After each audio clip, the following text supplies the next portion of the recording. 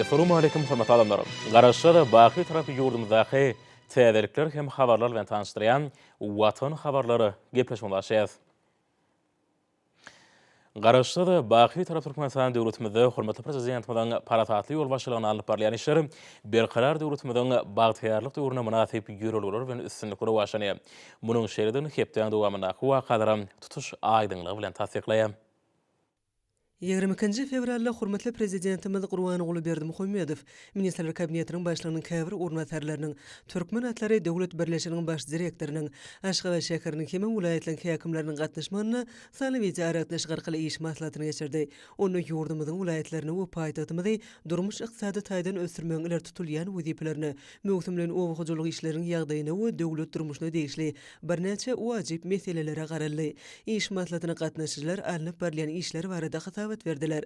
Millilizmimiz watanymyzyň garaşsylygynyň 30 ýyllygyna we Aşgabat şäheriniň esaslandyrylmagynyň 140 ýyllygyna görülýän taýýarlyk işleriniň ýokary gurumçylyk derejesiniň öpçün edilmegi, bayramçylyk çärelerini berkarar döwletimiziň bagtyarlyk döwründe amal aşyrylýan beýgi işler yetilen sepketlen we gazanylýan üstünlikleň öz beýany tapmagy ugruny zerur tagalalar görmegi berk talap etdi.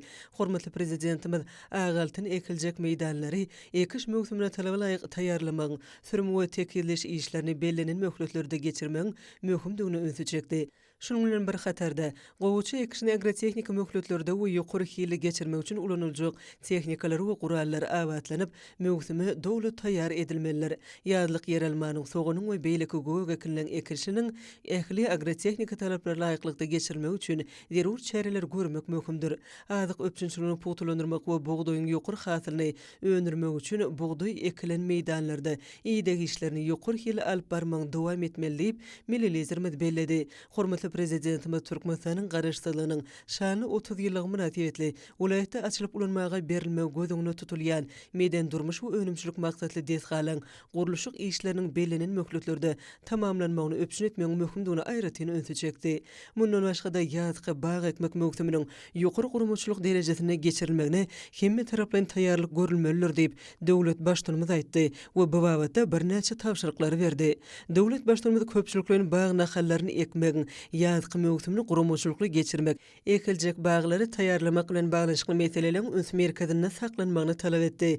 Hormatly prezidentimiz şöhratly pederlerimiziň döredeni we dünýä medeniýetiniň ösüşine münasip goşun hasaplanylýan milli gymmatlyklarynyň giňden wagt edilmegi, bedewliň hormatyna gurulýan bayramçylyk dawralaryň ýokary gurumçylyk derejesiniň öpçün edilmegi bilen baglanşykly meseleleri möhüm ähmiýet berilmeligini belledi. Hormatly prezidentimiz Balqan vilayatynyň çäklerini, sehra giňişliklerini, meýdan atlarynyň häsiýetlerini, olaň renk aýratynlyklaryny ilmi esasda öwrenmek wajypdygyny öňe çekdi we bu ugurda alınıp berilýän işleň netijeli häsiýete eýe bolmagy üçin zerur taýýarlary etmek tapşyrdy. Millilizmimiz häzirki döwürde ýurdumyzda azyk bolçulugyny döredirmeginiň bazarlarda ýokary hili göwek, bakça we meýwe önümleriniň durly görünüşleriniň ýeterlik mukdarda öpçün edilmeginiň möhüm talap bolup durýanyny belledi. Şeýle-de azyk önümleriniň özümizden artýan bölegini eksport ugratmak we Türkmenistanyny öňürlýän önümleň daşary ýurt bazarlaryna eýeleýän ornuny putulandyrmak meselelerini möhüm ähmiýet berilmelidir diýip döwlet başlygymyz belledi we bu babada anyk tapşyryklary berdi. 23 fevralda hormatly prezidentimiz Gurbanuly Berdimuhammedow sany ulgun merkezine baryp bu ýerde alyp berilýän işleň barşy bilen tanışdy. Häzirki döwürde bugurda öňde goýulan wezipeleri çözmek iler tutulýan möhüm meselelerin hataryna durýar. Belenşi ýaly sanly aragatnaşyk puwdogynyň öňünde millilizmimiziň goýan wezipelerini dogly ýerine ýetirmek ugruny maksady laýyk işler amal aşyrylýar. Munyň özi şolar wagtda ýurdumyzda giňden ornaşdyrylýan sanly ulgamyň maglumat howpsuzlygyny öpçün etmäge gönükdirilenler. Bu merkeziň alyp barýan işiniň esasy ugurlary ýurdumyzyň ministrliklerine we puwdoklaryň dolanyş edarelerine hemem ulan garamanaky düzümlerde ýerine ýetirjek häkimiýetiň ýerli edarelerine maglumat aragatnaşyk ulgamlarynyň kiber howpsuzlygyny öpçün etmekden ibaretdir. Türkmenistanylar üçin aragatnaşyň barha täze hyzmatlaryny ködürlenmegine aýratyn üns berliýe. Düýpli programmalaryň önümleri döretmek we gollamak ulgamyny ýaş hunermenliň sanynyň köpelmegi hemem hunertaýdan başarnyklarynyň artmagy boýunça işler alınıp barliýa. Sany ulgam merkezine işleň dogruwap derejede ýoly goýulmagy, burada alınıp barlaýan işleň dünýä tejribesini nazara almak arkaly munun beýlegim kemilleşdirmegi hemem dogruwaplaşdyrmagy, ýurdumyzda sanly ykdysadyýaty ösürmek konsepsiýasynyň maksady laýyk amala aşyrmagyna öwrenmekdir. Şoň orada bogurda ýeňlandyrylan işleri ilkinji derejede ähmiýet berilmelidir diýip hormatly prezidentimiz aýtdy. Hemem birnäçe anyk tapşyryklar berdi.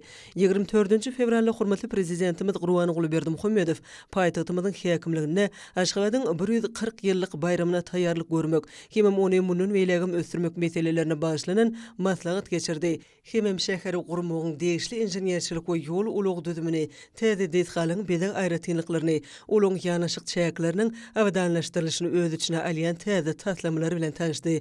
Ýurdumyzyň baş şäherini ösürmek, oň çäklerini ähli amatyklary özüne jemleýän ýaşaýyş jaý toplumlaryny ödürli maksatly binalary, ýol ulug düzümine degişli detgalary gurmak hemem binalaryň ýanaşyk ýerlerini göwnü jaý awadanlaşdyrmak hormatly prezidentimiziň öňe süren uzak geljegi gönükdirlen täzeçil şäher gurulşyk maksatnamasynyň esasy ugurlarynyň biri bolup durýar. Hormatly prezidentimiz taslamlary bilen tanışyp, medeniýet we sunugat ulgamyna degişli detgallarda dörüjlükli işlemek, ýaşlaryň sunugat dünýäsine çoňur aralaşmak üçin zerur şertleň döredilmeliligini, binada häzirki zaman enjamlarynyň sanly tehnologiýalaryň ornaşdyrylmalylygyny bellädi we bu wagtda birnäçe anyk tapşyryklar berdi. Melelizmde türkmen özbek dost dogonlugynyň aýdyň nişanyny öwrüljek Daşkent Selgäkiniň şeýle bu ýerde saglyk goraýyş alma klinik ulgamyna degişli halkara sagaldyş dikeldiş, halkara fiziologiýa merkezleriniň taslamlary mörkezildi. Türkmen Döwlet Binagarlyk Gurulşyk Institutynyň täze binasynyň paýtagtymyzda ösürmeň 18-nji tapgyrynyň çäklerine köşe ýaşaýyş toplumynyň çägine bina ediljek durmuş maksatly binalaryň taslamlary we gurulşyklary ýerine ýetirmeň tapgyrlary barada hasabat berildi. Hormatly prezidentimiz binalaryň gurulşygyny ýokary hilli we ekologiýa talaplaryna laýyk gelýän gurulşyk terişdeleriniň ulanylmagyny, ularda milli binagarlyk ýörelegleri bilen häzirki zamanyň ösen tejribeleriniň utgaşdyrylmagyny möhüm ähmiýet berilmeliligini belledi. Soňra hormatly prezidentimiz paýtagtymyzyň häkimligine ak mermerli Aşgabaty munun beýlegim ösürmek meseleleri boýunça maslahat geçirdi. Döwlet başdyrmyzyň nyktaşy ýaly Aşgabatyň 140 ýyllyk senesi dawraly bellenilýek şu ýyly ýurdumyzyň baş şäherini dünýäniň en gözel we awadanlaşdyrylan şäherleriniň birini öwrmek boýunça wezipler aranyp maslahatlaşyldy. Melelizlerimiz ilki bilen ministrler kabinetiniň başlygynyň ornbasary, ýokary gözegçilik edarasynyň başlygy, döwlet howpsuzlyk kenişiniň agzasy Berdimuhammedow söz berdi. Vice-premier Aşgabat şäheriniň 140 ýyllygy we watanymyzyň garaşdyrlygynyň 30 ýyllyk münasibetli bayramçylyk däwirlerine görülýän taýýarlygyň şäklerini, şanly sene münasibetli ulanmaga berilmegi meýleşdirilen dürli maksatly binalaryň gurulşyk işlerini öz wagtyny tamamlamak bilen baglanyşykly meseleleri ýoly goýulan gözegçilik işleri barada hasabat berdi. Döwlet başlygymyz paýtagtymyzda munun beýlegim ösürmek, binagarlyk we bezek işleri babatda sanly ulgamyň, täzeçil tehnologiýalaryň we öňdewarjy tejribeleriň esasynda şeýle-de guruljak binalaryň ýerleşjek ýerlerini nazara almak bilen gurulşyklaryň taslamlary bilen baglanyşykly meselelere hemme taraplaryň oýlanşykly çemeleşmeliň wajypdygyny öňsü çekdi. Täze binalar ýurdumyzyň baş şäheriniň binagarlyk keşifi bilen bir bütewi salyşygy emele getirmeliler. Soňra ministrler kabinetiniň başlygynyň ornbasary Durdulyf Aşgabat şäheriniň 140 ýyllyk bayramyna görülýän taýýarlyk işleri barada hasabat berdi. Hormatly prezidentimiz Aşgabatyň 140 ýyllyk münasibetli däwirli çäreliň ýokary gurulmaçylyk derejesini öpçün etmek zerurdygyny belledi we bu wagtda vice-premier anyk tapşyryklar berdi. Soňra Aşgabat şäheriniň häkimi Gylyjew döwlet başdyrmyzyň ozal beren tapşyryklarynyň ýerine ýetirişi, Aşgabat şäheriniň 140 ýyllygy we mukaddes garaşdyrlygymyzyň 30 ýyllyk münasibetli meýleşdirilen çäreleri barada hasabat berdi. Melelizlerimiz şanly senelere bagyşlanan däwiralaryň meden maksatnamasyny öňsü çekdi. Döwlet başdyrmyzyň belleşi ýaly bayramçylyk çärelerine milli öwüşüni, täze taryhy eýýamyň ýokary dörejlik ruhyna ähmiýet berilmeliler. Munyň özü ýurdumyzyň agdy bir halkyny, mähriban watanymyzyň ösüşiniň bähidine, täze belenlikleri ruhlandyrmalylar. Ministrler kabinetiniň başlygynyň ornbasary Mämmedow, hormatly prezidentimiziň tapşyrygyna laýyklykda Aşgabat şäheriniň 140 ýyllyk münasibetli meýleşdirilen meden çäreliň maksatnamasynyň taýýarlanyny barada hasabat berdi. Hormatly prezidentimiz şanly sene münasibetli meýleşdirilen çäreliň çäklerini ak mermerli paýtagtymyzyň gazananlaryny görkezmegi guramagyň, şekillendiriş sunugaty eserleriniň ýokary çeper berçilik derejesini öpçün etmeň zerurdygyny, olaň many mazmunynyň döwrüň ruhuny laýyk gelmeligini bellidi. Maslahatyň dowamyny Ministrler Kabinetiniň başlygynyň ornwasary Gelin Ýazyp gözegçilik edýän düzümlerini Aşgabat şäheriniň 140 ýyllygyna görülýän taýýarlyk işleri barada hasabat berdi. Hormatly prezidentimiz paýtagtymyzyň 140 ýyllyk bayramyna başlanan çärileň ýaşlaň arasynda aýratyn terbiýeçilik we watançylyk ähmiýetini nyktab, şonuň bilen baglykda anyk görkezmeler berdi. Hormatly prezidentimiz garaşsyz watanymyzyň paýtagty Aşgabatyň köp derejede tutuş ýurdumyzyň awraýyny kesgitlegenligini bellidi. Ak mermerli paýtagtymyz berkarar döwletimiziň ykdysady we syýasy ösüşine aýdym görkezýän şäherdir. Jemgyýetimiziň medeniýetiniň we ruhy durmuşynyň, aň bilim kuwatynyň derejesini beýan edýän merkezdir. Biziň borjumyz en gözel we arasa adamlaryň ýaşamak üçin oňoýly şäher hökmünde paýtagtymyzyň belend awraýyny saklamakdan ibaretdir. Şonuň üçin biz Aşgabaty hasym gözelleşdirmeliyiz. Ony döwrümizin nişany bolan ajaýyp şähere öwrüp, çağlarymyza we atyk çoğuluklarymyza miras galyrmalar sip milliyetimiz nykdy. Hormatly prezidentimiz paýtagtymyzyň 140 ýyllygynyň bayram edilmegine bir näçe aýyň galanlygyny, bu ýubileýiň şäherliň durmuşynda ýatdan çykmajak waka öwrülmeligini aýtdy. Şonuň bilen baglykda hormatly prezidentimiz degişli ýolbaşçylary bu şanly sena gawatlanıp gözüňe tutulan dawaralary we çäreleri ýokary derejede gurmak boýunça ähli zerur çäreler görmek taşyrdy. 25 fevralda ruhyýet köşüni hormatly prezidentimiz Gurbanoğlu Berdimuhammedowyň ýurdumyzyň deputatlar düzümi bilen duşuk boldy. Duşuň öňsirasine döwlet başlarymyz maslahat geçirip, mejlisiň syýasy partiýalaryň jemgyýetçilik guramalaryň ýolbaşçylary bilen Türkmenistan parahatçylyk we ynançmaň watany diýilip eglan edilen 2021-nji ýylda garaşsyz beýtarap döwletimizi umumyň beýlegi mühim taraplaryny ösdürmeň möhüm wezipleri boýunça pikir alşdy. Millilizlerimiz ýurdumyzyň içeri hemem daşar syýasatyny wagt etmekde, jemgyýetiň demokratik esaslaryny we halkymyzyň agdy berlerini putulandyrmakda bu düzümlere möhüm ornuň degişlidigini bellidi. Berkarar döwletimiziň bagtyarlyk döwründe mejlisiň deputatlary, syýasy partiýalaryň we jemgyýetçilik guramalarynyň agdalary öňde durýan wezipeleri amal edilmegine münasip goşunt goşýarlar. Bu wezipelerin üstünlikli çözülmegi halkymyzyň awadan we bagtyar durmuşyny öpçün etmegiň möhüm şerti bolup durýanyny aýdyp, döwlet başlarymyzy beýtarap Türkmenistanyň öňe sürýän başlanýşlarynyň halkara derejesine ikrar edilýändigini, täze işlem taýýarlanylýan kanunlaryň we döwlet derejesinde kabul edilýän çözgütligiň mazmunyny we ähmiýetini düşündirmek işleriniň ýetdirli alınıp barylmalygyny nykdy. Soňra millilizlerimiz Türkmenistanyň deputatlar düzümi bilen duşuk geçirdi. Onda milli parlamentiň öňünde durýan wezipeler anyklaşdyryldy hem berkarar döwletimiziň bagtyarlyk döwründe garaşsyz Türkmen döwletiniň ösüşiniň nowatdaky tapgyryny, kanun çykarjylyk işiniň ileri tutulýan ugurlary kesitlenildi. Döwlet başlarymyz maksatnama bilen çykyş etdi. Millilizlerimiz ýurdumyzda haýtadyr bir jogapkärli işe başlananyny halkymyz bilen maslahat geňeş edip, oň pikirine esaslanmak ýaly ajaýyp milli däwemiziň bardygyny bellidi. Şu parasatly däwe eýerilip, duşukda Türkmenistan parahatçylyk we ynançmaň watany diýilip eglan edilen 2021-nji ýylda garaşsyz beýtarap döwletimizi munun beýlegi mühim taraplaryny ösdürmegiň möhüm wezipeleri aralanyp maslahatlaşyldy. Strategik döwlet maksatnamalaryny hemem oň demokratik özgörtmeleri, kanunçylyk taýdan öpçün etmek boýunça mejlisiň amal aşyrýan işleri hemişe hormatly prezidentimiziň üns merkezinde durýar. Döwlet başlarymyzyň her ýylyň başynda halkyň saýlanlary bilen däwe urulan duşuklary munyň aýdyň suwtnamasydyr. Şol duşuklaryň başyna milli parlamentiň ýerine ýetiren işleriniň jemlenilýär, oň işine baha berilýär. Ýurdumyzyň öňünde duran wajyp wezipeleri nazara almak bilen mejlisiň ýakyn geljek üçin işiniň maksatnamasy kesitlenilýär.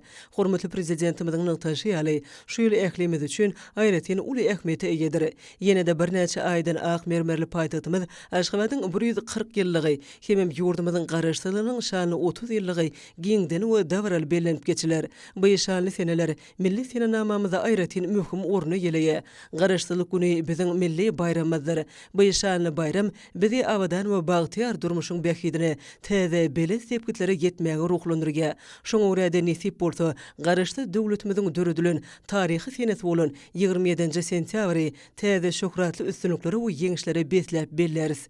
Yetilen sepketler bolsa ýurdumyň parahatçylyk, dörejlik we ösüş ýoly bilen önemli öňe barýanyny aňlady diýip Melelizerimiz aýtdy. Dünýä ykdysadyýatyny emele gelen mali ykdysady çökünlüğe garamadan biz geçen ýyl täze ykdysady özgörtmeleri amala aşyrmagy dowam etdik. Ähli pudoklurdy.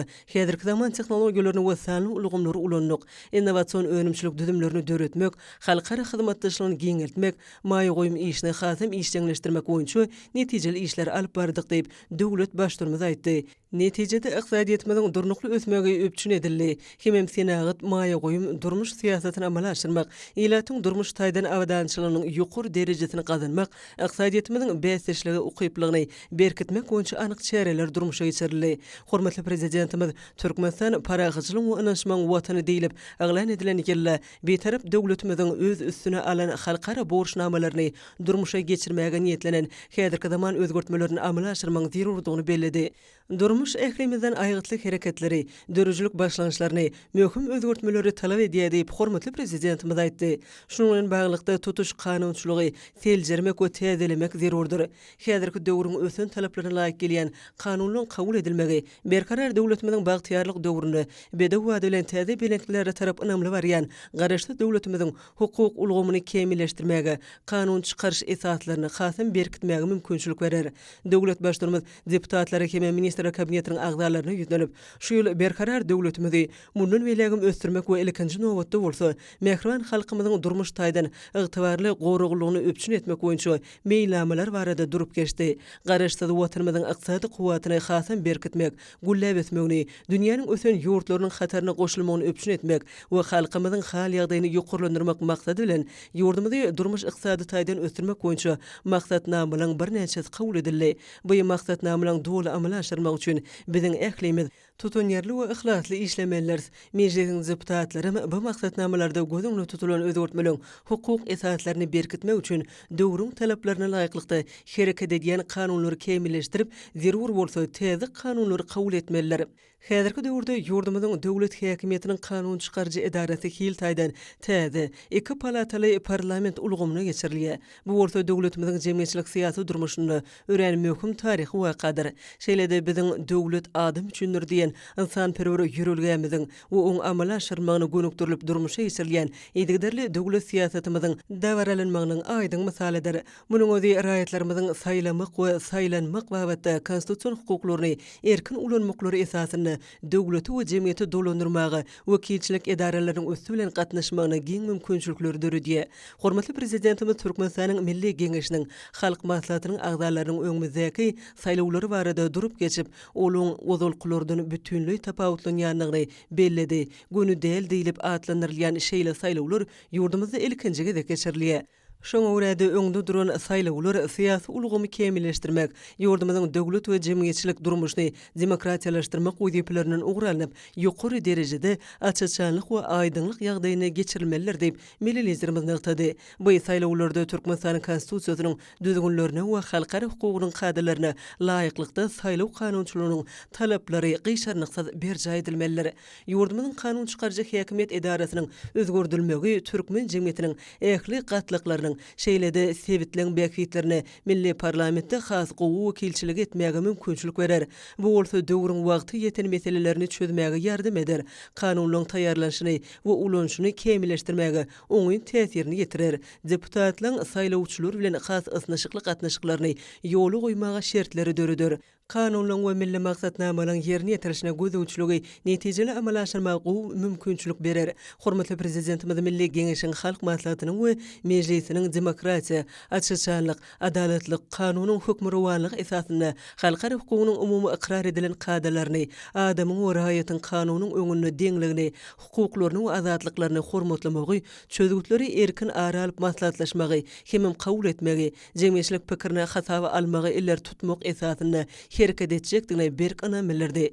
Berkarar döwletimiziň bagtyarlyk döwrüni Türkmenistan parahatçylyk we ynanşmaň watany diýilip aglan edilen ýylla biz mukaddes garaşdyrlygymyzyň 30 ýyllyk şanly bayramyny giňden bellep geçmäge taýýarlyk görýäs diýip döwlet başlygymyz aýtdy we tarih üçin ören gysga döwrüň içinde ýurdumyzda demokratik, hukuk we dünýäwi döwletiň berk esaslarynyň dürüdülüni nykdy. Garaşdyrlyk ýyllaryna Türkmenistan saýlap alan milli ösüş ýolunyň berkdigini we netijelidigini tasabbut etdi. Yurdumyz halkara derejesine möhüm siyasi, iqtisadi we ekologiya başlanışlaryny öňe sürdi. Parahatçylygy dörediyen yurt hökmüne dünýäde uly awra ege bolup, uzak möhletde niýetlenen ösüş maksatlary bolan kuwatly we sadlyşykly ösýän döwlet öwrüli Türkmen jemgyýetiniň gadanan durmuş iqtisady ösüşiniň şonki derejesine häzirki taryhy döwrüň hakyky ýagdaýyna baha bermekde, mähriban halkymyzda eziz watana buýsunç duýgularyny tergelemekde we ösdürmekde zerur bolan ähli tirişdeler ulanylmalylar.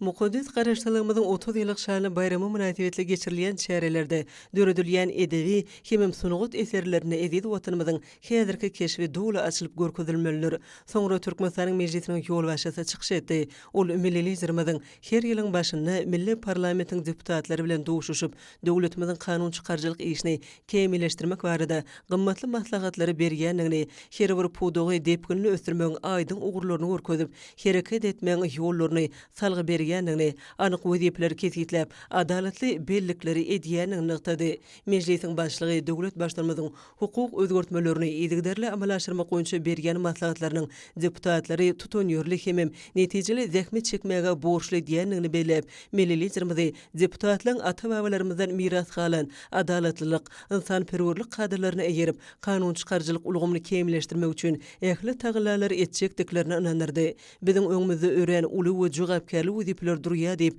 döwlet başlarymyz aýtdy we olaň üstünlikli çözeljekdigini, watanymyzyň garaşdylygynyň 30 ýyllyk şany ýubileyini münasip garşylajakdygyny, mähriban diýarymyzyň hemme tarapyny gullap ösüşini özü münasip goşandyny goşajakdygyny ilanmellerdi. Rowaşlyklaryň ýyly boljak täze parahatçylyk we inançmak ýylyna nesip bolsa biz eziz watanymyza çeksiz buýsunup, öňde uly maksatlarymyza we belen sepkitlerimize inan bilen ýeters.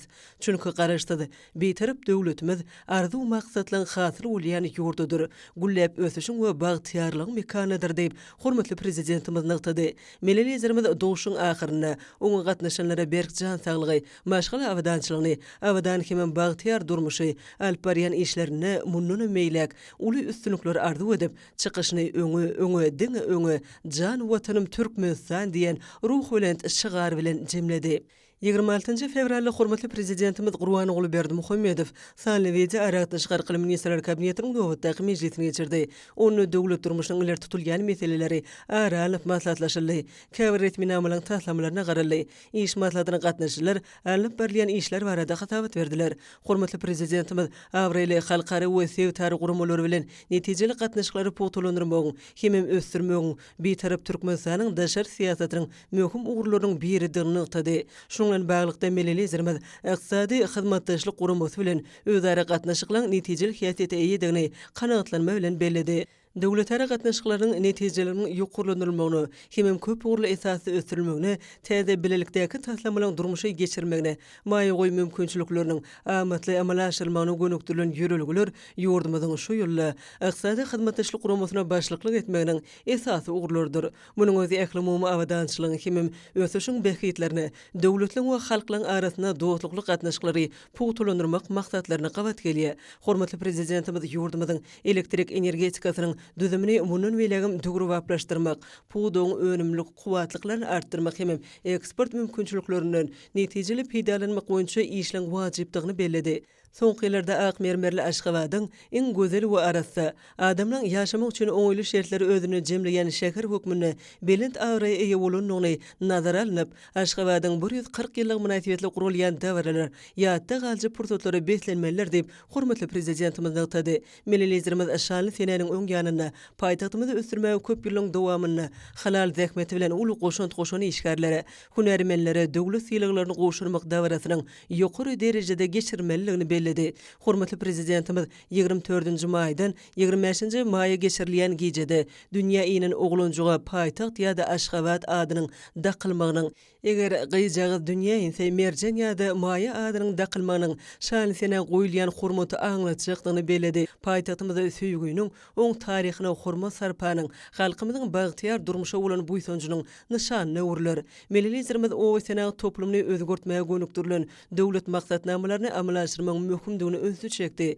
Döwlet başlanmaz ýurdumyzda owa senagat toplumynyň we beýleki pudoklaryň sazlaşykly ösüşiniň möhüm şerti bolan sosial işleriniň rejeli peýdalanmagyny, daş gurşugyň gorulmagyny, adamlaryň amatly durmuş şertleriniň öpçün edilmegine möhüm ähmiýet berilýändigini bellidi. Melelizlerimiz suwugyjylyk pudogynyň bar bolan mümkinçiliklerini netijeli peýdalanmagy we oň işini munun beýlegim kemilleşdirmäge gönükdirilen birnäçe wajyp wezipeler kezitledi. Hormatly prezidentimiz watanymyzyň gülläp etmegine, toplumlaryň özgörtmeler maksatnamalarynyň durmuşa geçirmegine, ýaş nesiliň watan söýjülük, zähme söýerlik we ýokary ruh ahlak gymmatlyklarynyň esasyna terbiýelenmegine, pederlerimiziň ýagşy desturlarynyň täze eýýamda saklanmagyna we dowam etmegine goşunt goşýan Bagtyar ayal gyýlarymyz üçin ähli zerur şertlerini döredilmeginiň Türkmenistanyň döwlet siýasatynyň iler tutulýan ugurlarynyň biridigini belledi. Hormatly prezidentimiz milli iqtisadiýetimiziň döwlete daxylsyz ulgamyny, munun beýlegim gollamagyň zerurdygyny önsü çekip, telekeçiliň işiniň geriminiň giňeldilmeginiň we ýurdumyzyň iqtisadi ösüşiniň depkinlerini ýokurlandyrmagyň arasynda gün arabalanşygynyň bardygyny belledi. Döwlet başlanmaz öňde boljak serginiň hemem maslahatyň ýokary guramaçylyk derejesini öpçün etmegi tapşyrdy. Döwlet başlanmaz ajaýyp bahar bayramy bolan halkara zinanlar gününiň ähmiýetini belledi. 8 martda dawarlar guramak bilen biz zinanlar çuňur hormatymyzy, hoşallygymyzy beýan edýäs. Hemem olaň jemgyýetde ýurdumyzyň syýasy, iqtisadi we medeni mümkinçiliklerini artdyrmakda eýeleýän ornuny açyp görkezýäs diýip hormatly prezidentimiz aýtdy. Hormatly prezidentimiz Türkmenistanyň oňyn beýtaraplyk, parahatçylyk söýjülük hemem hoşniýetlik goňşuçylyk esaslaryna dayanýan daşary syýasaty ýedigderli durmuşa geçirmek arkaly sevtary we halkara gatnaşyklary meselelerini oňyn çemeleşmeleri durly pudoklarda şoltany ulug ulgamyna wajyp maýa düzümleýän taslamlar öňe sürýändigini belledi. Mälim bolşýaly Merkez Aziýanyň çägi, demokratik günorta we günnögur günwatar ugurlary boýunça netijeli ulug geçilegler bolmak bilen dünýäniň iri bazarlaryna çykylgany öpçün edýär. Döwlet başlanmaz ýaş nesillere bilim terbiýe bermek, olaň jemgyýetçilik işçiligini ösdürmek, köp taraply zekinlerini açyp görkezmek işleriniň ähmiýetlidigini belledi we bu babatda Ministrler Kabinetiniň başlygynyň orunbasaryna degişli tapşyryklar berdi. Hormatly prezidentimiz Türkmenistanyň altyn nesil atly çağlar guramasynyň hödürlenen şahatnamasynyň şekil taslamasyny maqullap, bugda alınıp berilýän işleri dowam etmek barada degişli görkezmeler berdi. Hormatly prezidentimiz ýurdumyzyň durmuş iqtisadi ösüşine sallamly goşunt goşýan newitga toplumyň netijelerini ýokurlandyrmagyň möhüm wezipe bolup durýanyny ňyktady. Döwlet başlanmaz täze geljegi uly newit we gaz ýataklaryny senagat taýdan çalt özleşdirmäge, innowasion esasda oň düzümini döwrüwaplaşdyrmaga, hemem 20 aý goýum taslamalaryny şoltany Türkmenistan, Awganistan, Pakistan, Hindistan transmilli gaz geçirjesiniň gurulşynyň taslamasynyň durmuşa geçirmegini hemişe gözüçlükde saklamak babatda birnäçe anyk tapşyryklar berdi. Ministrler Kabinetiniň meclisine döwlet durmuşynyň käbir beýleki meselelerine de garaldy we ular boýunça degişli çözümler kabul edildi. Hepdeniň dowamyna möhüm wakalar hormatly prezidentimiziň eýli-ýurt bähwetli döwlet ähmiýetli işleriniň rowaşlanýanyny, watanymyzyň äkli babatlarda ýokur depkinlerde ösýändigini eşkar etdi. Indi bolsa Türkmenistanyň prezidentiniň gol çekeni resmi namat bilen tanış edýäs. Türkmenistanyň birleşen programmasy hemem oň edaralary bilen gatnaşyklaryny mundan beýlegim ösürmek, hemem 1946-njy ýylda kabul edilen birleşen programmasynyň artykmaşyklary, hemem goruguluklar hakyndaky konwensiýasyna laýykly büýük guramanyň işgärleriniň Türkmenistana gelmek üçin amatly şertleri döretmek maksat bilen Türkmenistanyň prezidenti karar bol çekdi. Resmi nama laýykly 2021-nji ýylyň 2 martyndan başlap Birleşen Milletler Guramasynyň ruhsatnamalarynyň pasportlarynyň eýeleri bolan daşary ýurt raýatlaryna Türkmenistanyň çägine gelen günden başlap 30 senenama günü möhletçende vizalary resmileşdirmeden Türkmenistana gelmäge, onda bolmaga, ondan gitmäge, şeýle hem Türkmenistanyň çäginden üstaşyr geçmäge ruhsat berildi. Türkmenistanyň Daşary işleri ministrligi tarapyndan akkreditaýalanyň Birleşen Milletler Guramasynyň ýa-da oňy ýürütülüşdirilen idaralarynyň işgärleri bolan daşary ýurt raýatlary hemem olaň maşgala agdalary Türkmenistanyň iş alyp barýan döwrüniň dowamynda viza resmileşdirmekden boşadylýar. Resminama bilen Daşary işleri ministrligine ýokurda beýan edilenler baradaky Birleşen Milletler Guramasyna habar bermek taşyrly. Şeýle-de resminama bilen Daşary işleri ministrligine döwlet migrasiýa uluny, beýleki degişli ministrliklere we puwduklygyny durandyrş edaralaryna Adalet ministrligi bilen birlikde karardan gelip çykýan üýtgetmeleri we goşmaçylary Türkmenistanyň kanunçylygyna girmek baradaky teklipleri bir ay möhletde taýýarlamak hemem Türkmenistanyň ministrler kabinetine bermek tapşyryldy.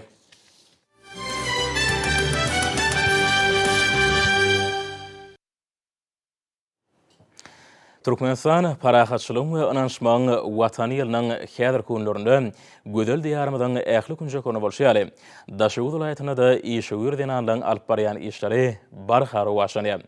Welaýatyň könürgünç gowada etrabynyň çeper elli gelin gyýlary nusgalyk işler döretmekde göwne jaý zähmet çekýärler. Berqarar döwletimiziň batyýarlyk döwründe şöhretli geçmiş tarihimizde halkymyzyň döredön milli gymmatlyklaryny ösürmekligi, ene mamalamyzdan miras galan el işlerini öwrenmek, owadan nagyşly tahyýalar taýýarlamak, keşde gaýma tikmek ýaly kesipkärler manasip dowam etdirmekde giň görümli işler durmuşa geçirilýär.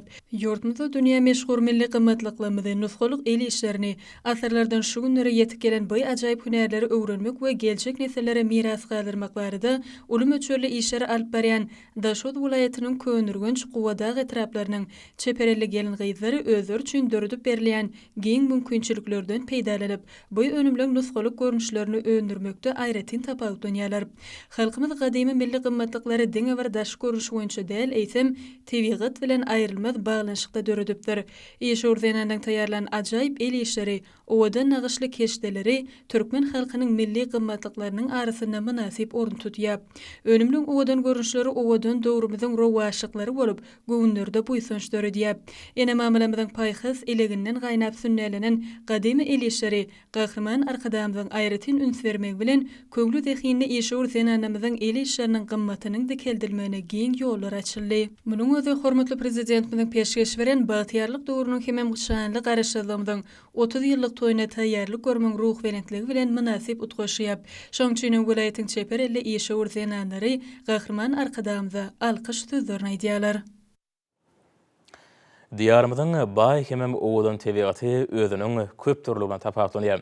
Ýurdumyzda täsini tebigat gözelliklerini goramakda, hemem almy taýdan öwrenmekde, hormatly prezident bilen taýsal taýlalar bilen uly işler ýygydarly durmuşa geçirilýär. Özüni haýran galyrjy gözellikleri jemleýän ýerleň biri Köýtön daglardyr. Köýtön daglarynyň goýnuny öz boşly owadan tebigat täsinlikleri bilen birlikde garly gowaklary ady bilen dünýä meşhur bolan gowaklar toplumy ýerleşýär. Gowaklarda tebigatyň döredön ajaýyp täsinlikler dünýäsi, jahan keşdelen tebigaty öwrenjileň indi bir näçe ýyllardan bäri ünsüni özüne çekip gelýär. Belint başyna göge diýrap duran Köýtön daglarynyň goýnuny täsinligi bilen özüne çekiji gözellik we owadanlyk dünýä jemlenýär. Ýurdumyň iň belent nokady bolan aýrybaby belentligi, çuňlygy bilen tapawutlanýan Köýtön köli, belent çaglykly ummur dere, taryhy rowaýata baý 40 deresi, ýeriň geologiýa geçmişi bilen baglanşdyrjy dinozawrlar ýapgady, daray dere ýaly meşhur tebigat täsinlikleri diňe bir biziň ýurdumyzda däl, hatda onuň şäginden daşaram giňden mälimdir. Köýtön daglaryny aýratynam tapawutlandyrýan tebigat owadanlyklarynyň biri garly gowaklary ulgamdyr. Köýtönäg döwlet gorowkanatynyň ilmi işgärleriniň bellemeklerine görä, bu ýerde dag gerişleriniň aşagyna tümlüge gaplanan gowaklaryň 60-a golaý duş gelýär. Alimlaryň bellemeklerine görä, ýylyň istenlik pasyna gowaklaryň içiniň ýyllyk derejesi 18-20 gradus töweregine bolup, çyğırlygym 90-96 göterimde saklanýar. Bu bolsa, olaryň içindäki täsinlikleriň el degirmesiz görnüşde saklanmagyny üçin edýär. Bu gowaklar toplumy Köýtönäg döwlet tebigy gorowkanatynyň ilmi işgärler tarapyndan öwrenilmek bilen ilmi gözegçilik işleri alınıp barylyp we ýygydarly ilmi maglumatlar toplanýar. Gowaklaryň tümlüklerde gizleýän täsinliklerini tiýnediňçe, bu adam eli degirilmedik owadanlygyna haýran galýar. Alimlaryň bellemeklerine görä, daýan gatlyklarynyň arasynda her hili görnüşli minerallar bar. Umuman, gowaklaryň ählisem ýeriň astynda bir näçe kilometre uzap gitmek bilen biri ýerinden duş gelýän şekilleri bilen tapawutlanýar. Köýtön dağlarının bu köp sany tebiği gözellüklerini we tebiği ýadygarlyklerini gorap saklamak, almesasy öwrenmek, baýlaşdyrmak şeýlede geljekde bu ýerlerde syýahatçylyk zorluklygyny döretmek hut hormatly prezidentimiziň esasy ünsmerkeninde durýar. Köýtönä döwlet tebiği gorukanasynyň ilmi işgärleri we tebiğat gözegçileri şeýlede diýarymyzyň ähli tebiğat öwrenjileri türkmen tebiğatyny hassa gözellişdirmekde uly tagalla diýen gahrman ýakydamyda hoşallyklaryny aýdýarlar. Hormatly şerhäder orta gepleşigimizde hepden dowamyna garaşylýan howa bardy. Ýurdumyň gidrometeorology barda gulluq tarapyna taýýarlanan maglumaty siziň dikkatiňize ýetirýär. Salam alek ezizileşler. Hormatly ýeşler, bilşiňiz ýaly türkmenleriň milli ýyly sene namasynyň çarwany uruz döwrü dowam edýär. Mähriban adamlar, gelingen bolsa mart aýynyň 1-inden mart aýynyň 7-sine çenli hepden dowamyny ýurdumyzyň welaýetlerine hem de paýtagtymyzda bolmagyna garaşylýan howa maglumaty bilen tanış bolalım. Yani gelecek hepden ortasında ve ikinci yarımını yurdumuzun çayını gün matardan çayıl hava akımının aralaşmağı neticesinde diyarımızın ähli velayetlerini ve Aşgabat şäherini ýagşyň ýagmagyny, şeýle de howanyň gece temperaturalarynyň durnuky ýagdaýda saklanmagyna garaşylýar. Hastaky yurdumuzun Balkan welaýetini ütkap duran burtly howa bolup, hepden ortasynda ýagşy ýagar. Demerat gün matardan gün ortagyna nora ugrun etgen tiýlik skontda 7-12-den 10-16 metr etýän şymal ösmegini hem de howanyň temperaturasynyň gecelerine 2 gradus soğukdan 4-9 gradus aralygyna maýyl, gündüzlerine 14-19 gradus, welaýetin Kanary gatraplaryna 6-17 gradus maýyl bolmagyna garaşylýar. Diyarymyň ahal welaýetyny ütkap duran burtly howa bolup, hepden ortasynda ýagşy ýagar. Demerat gün matardan gün nogary ugrun etgen tiýlik skontda 6-17-den 10-15 metr etýän şymal ösmegini hem de howanyň temperaturasynyň gecelerine 1 gradus soğukdan 3-8 gradus aralygyna maýyl, gündüzlerine 7-10 gradusdan 23 gradusgacha maýyl bolmagyna garaşylýar. Ýurdumyzyň Mar welaýetyny ütkap duran burtly howa bolup, hepden ortasynda ýagşy ýagar. Demerat gün matardan gün nogary ugrun etgen tiýlik skontda 7-12-den 10-16 metr etýän şymal ösmegini hem de howanyň temperaturasynyň gecelerine 1 gradus soğukdan 3-8 gradus aralygyna maýyl, gündüzlerine 9-14 gradusdan 23 gradusgacha maýyl bolmagyna garaşylýar. Diyarymyzyň ýap welaýetyny ütkap duran burtly howa bolup, hepden ortasynda ýagşy ýagar. Demerat gün matardan gün nogary ugrun etgen tiýlik skontda 6-17-den 10-16 metr etýän şymal ösmegini hem de howanyň temperaturasynyň gecelerine 2 gradus soğukdan 4-9 gradus aralygyna maýyl, gündüzlerine 7-10 gradusdan 20 gradusgacha maýyl bolmagyna garaşylýar. Ýurdumyzyň Daşgaly welaýetyny ütkap duran burtly howa bolup, hepden ikinji ýarymyny atkem gara açykly ýagşy ýagar. Demerat gün matardan gün nogary ugrun etgen tiýlik skontda 7-12-den 10-15 metr etýän şymal ösmegini hem de howanyň temperaturasynyň gecelerine 3 gradus soğukdan 0-5 gradus aralygyna maýyl, gündüzlerine 2-7 gradusdan 16 gradusgacha maýyl bolmagyna garaşylýar. Paýtagtymyz Aşgabatda ütkap duran burtly howa bolup, hepden ortasynda atkem ýagşy ýagar. Demerat gün matardan gün nogary ugrun etgen tiýlik skontda 7-9-dan 10-12 metr etýän şymal ösmegini hem de howanyň temperaturasynyň gecelerine 0-2 gradusdan 5 gradusgacha maýyl, gündüzlerine 8-10 gradusdan 20 gradusgacha maýyl bolmagyna garaşylýar. Ezizileşler, ýurdumyzyň boýunça mart aýynyň 1-ine magnet hadisasynyň gowşak täsirli bolmagyna garaşylýar. Mähriban adamlar, siz mart aýynyň 1-inden mart aýynyň 7-sine çenli hepden dowamyny ýurdumyzyň welaýetlerine hem de paýtagtymyzda bolmagyna garaşylýan howa maglumaty bilen tanış boluňuz. Eziz watandaşlar, häzirki wagtda howanyň düzümini tozan bölejikleriniň maçarynyň gadadan 9 göterim artmagy bilen baglanşykly. Howa şertleriniň adam bedenine ýetirýän oňaýsy täsirleriniň öňüni almak üçin ağız burun örtüklerini ulanmagy, şeýle pasla gora geyinmegi maslahat berýär. Mähriban ýeşler, bu da günleri berjaý etseňiz, ýylyň islenip pasyny öz saglygyňyzy gorap bilersiňiz. Mähriban adamlarym, şunuňdan watan habarlary ýapaşygynda jemleýäs. Berkarar döwletimiziň bagtyýarlyk döwründe aty watan türkmenistän ähli wagtlarda ösüşýär wesenýär. Ähli ösüşleriň ödeninde bolsa halkyň bähbidi bar. Çünki biziň ýurdumyzda döwlet adam üçindir. Hoş sag bolun, ezizileşler.